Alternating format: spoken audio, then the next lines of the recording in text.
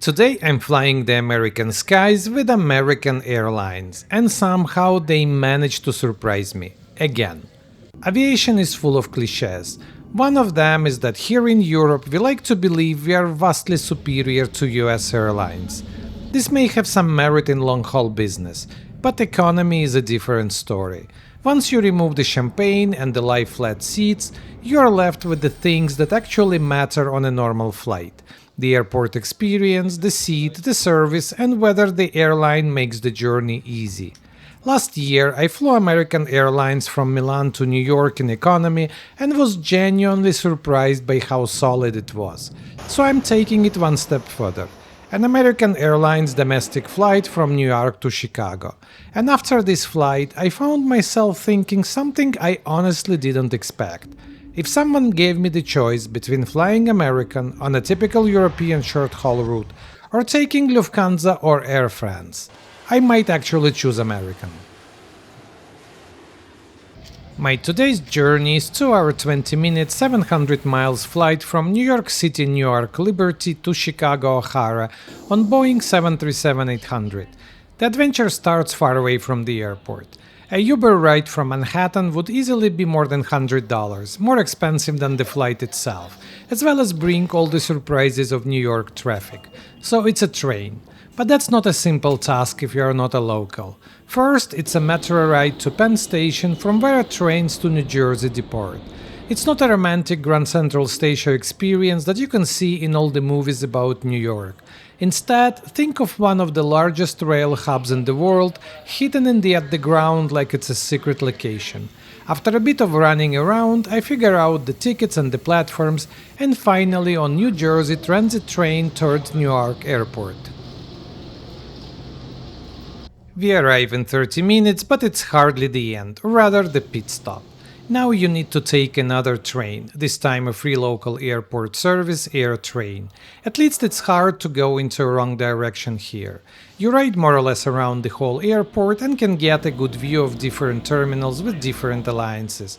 It is basically an unexpected free airport sightseeing tour, as long as you are not late, because once you are, this sightseeing tour can get surprisingly expensive. It starts with Terminal C, home of United, as well as I can see few of their European buddies, like Austrian and SAS. Then Terminal B, which is a mixed bag of everyone, from ultra discounters like Spirit to full-service airlines like Alaska. And finally we are at Terminal A, home to American operations, but also a strange mix of oneworld, SkyTeam, and more or less everyone else. The first part of adventure is over. Wait, not yet. There is still a walk from the station to the terminal itself. All in all, it's not that bad, but it feels almost like Newark sets a certain bar for its passengers. Before you can enjoy your flight, you first have to prove that you deserve the privilege. And getting there is a hidden intelligence and endurance test, which luckily I passed this time. Finally inside Terminal A, completed in 2023, it's the best Newark has to offer. It's not very big, but new and shiny and totally different from all new European or Asian airports. There is not even a hint at grandness here. Newark is not trying at all to impress you. It feels like the airport version of Lufthansa, which even in business doesn't go further than get things done. But apparently Newark does get things done, as despite its size and summer traffic, there are no crowds at all. Self-check-in kiosks are everywhere, so I don't even bother going to counter. Everything works and in just a minute I'm checked in. I also get a free luggage thanks to my very basic oneworld Ruby status. It doesn't give you much in Europe, but American seems to be much more relaxed on perks for frequent flyers, which is a breath of fresh air in the days when loyalty programs are squeezed every year. Our flight seems to be overbooked, and American does something unheard of in Europe. It offers upfront money to those who are happy to volunteer to change to another flight. In Europe it's usually conflict and emotions. Here it's almost like who wants to make some money. I start feeling an urge, don't be stupid, take the money. Chicago still be the same tomorrow morning, but I have some further plans after the flight and I don't want to take the risks. Terminal A has exactly the same vibe on the inside as on the outside. New, modern, clean, and very functional. It definitely does the job, but somehow stays short of also entertaining you. So my best entertainment is to check out the gates and the planes outside. Here comes another difference which confuses European travelers. The info boards show flights ranked by cities, not by departure times. As simple as the difference is, for the first few minutes brain literally refuses to accept and still tries to find the logic in timings. Tell me about comfort zones. Here I am at the gate A10, boarding should be in 20 minutes but so far no plane, which raises a question if we are delayed. But the same moment I see American 737 taxiing towards the gate, so we're okay, and I'm able to take a good look at my today's ride.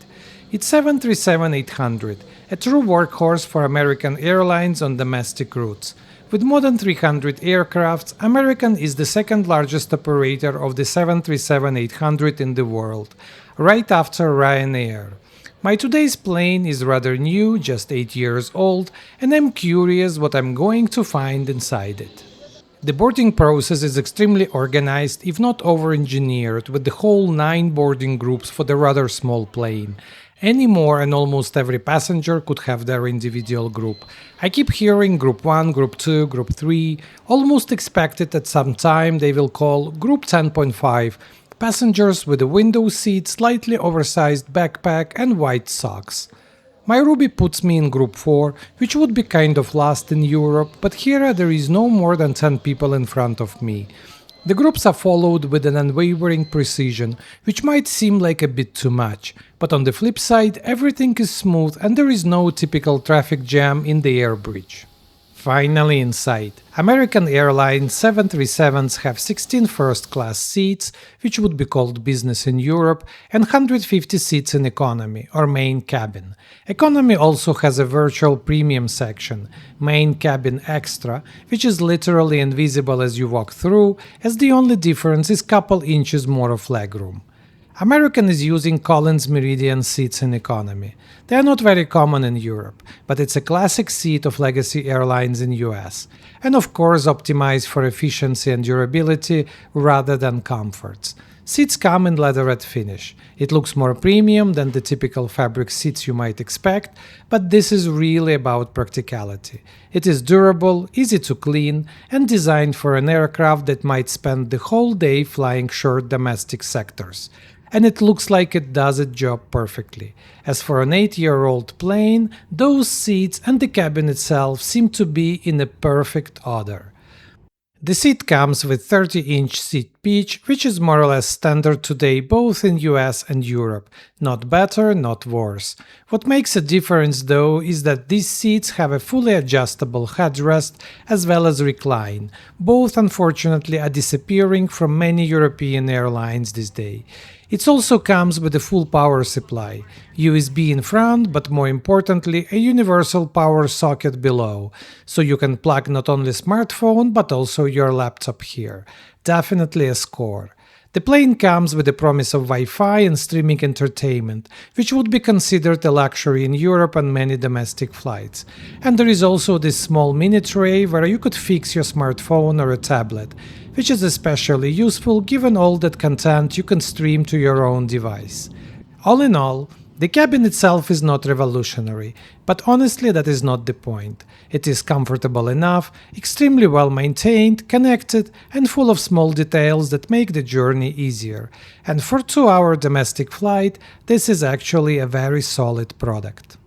We are starting taxiing through New York, which is a journey on its own, with a nice view of Manhattan skyline as an add-on bonus. Despite American being the largest US airline, being on board of it here in New York feels almost like being a guest.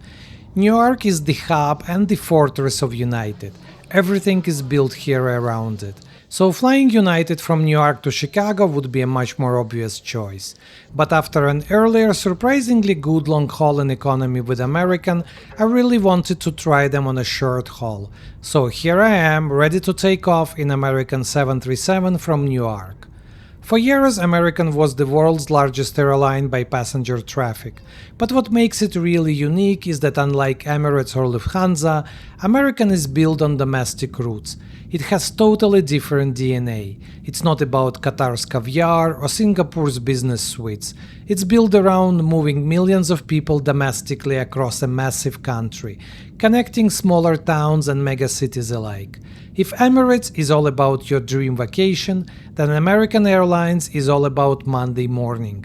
Millions of people need to be somewhere for work, and American Airlines' job is to make that happen. You can also clearly see that in their loyalty program. There are multiple tiers with countless benefits, perks and bonuses attached at every level.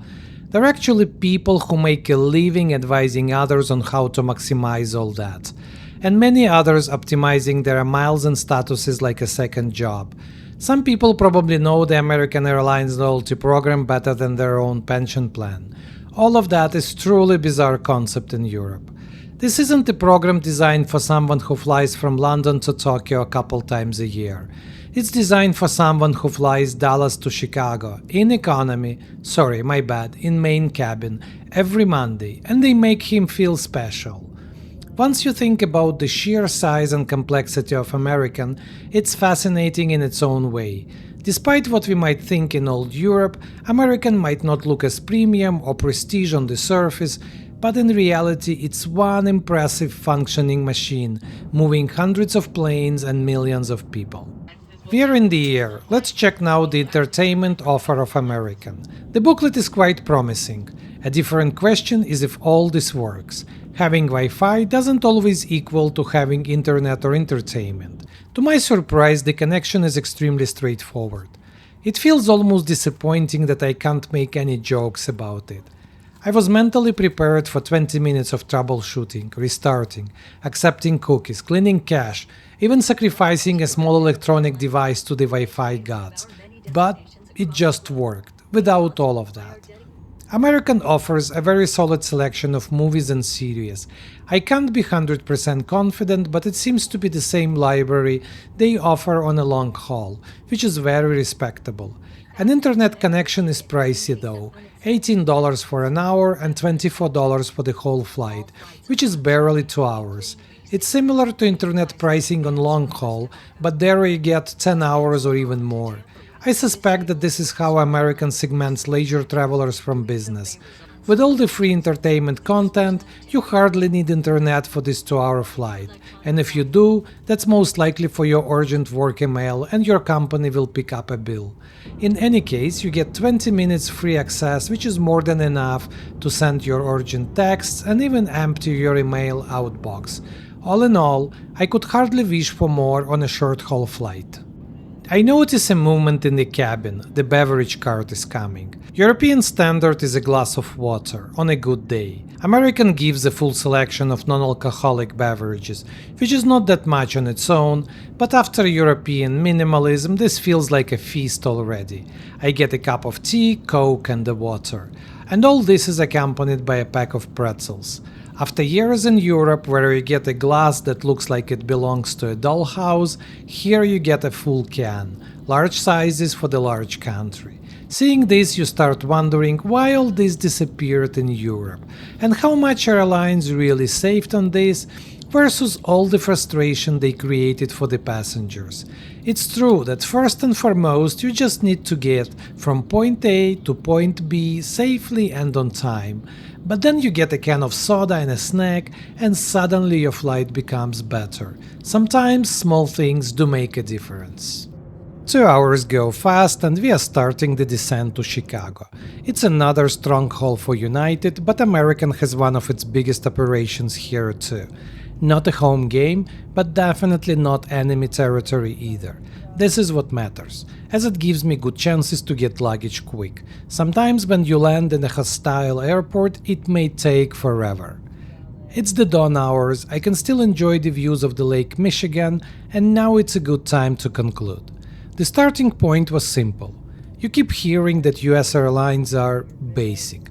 I heard it many times and guilty of repeating that statement not once myself. I didn't fly a lot with US carriers recently either. Didn't travel to US that much, While using US for connecting flights is a terrible idea. You need to clear immigration and pick up the luggage, too complex.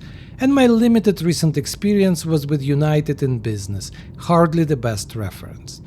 But the American Airlines economy experience, both last year on transatlantic 777 flight and now on this 737 domestic short haul, turned out to be very different. After previous flight, I was curious if this was just a luck, but after this New York to Chicago flight, I think I have my answer. American is not trying to be Emirates or Qatar, but then it doesn't even need to be, and it's not the point. There is no aviation theatrics here, no feeling that the airline wants to make your flight a special occasion. Instead, everything feels designed around one thing: moving millions of people across a massive country every single day. The seat is practical, the entertainment works, the Wi-Fi not only exists but actually delivers. The drinks come with a full can and even a small bag of pretzels. None of these things are revolutionary on their own, but together they create something that many airlines forget.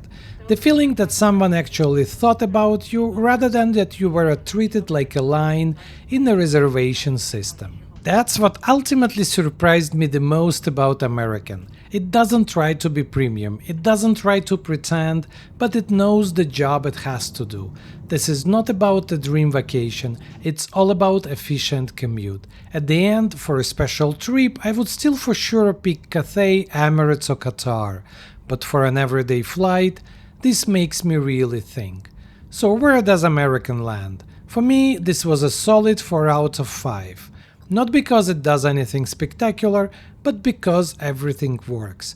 The seat is good, the service is there is in-flight entertainment and few other small details, and the whole experience works. Chicago O'Hara meets me with a surprising buzz as for the late hour. And I still keep thinking that after years of hearing how terrible US airlines are, I'm surprised with how competitive their short-haul product is. Well, at least one of them, American Airlines. And now I'm very curious to retest the others.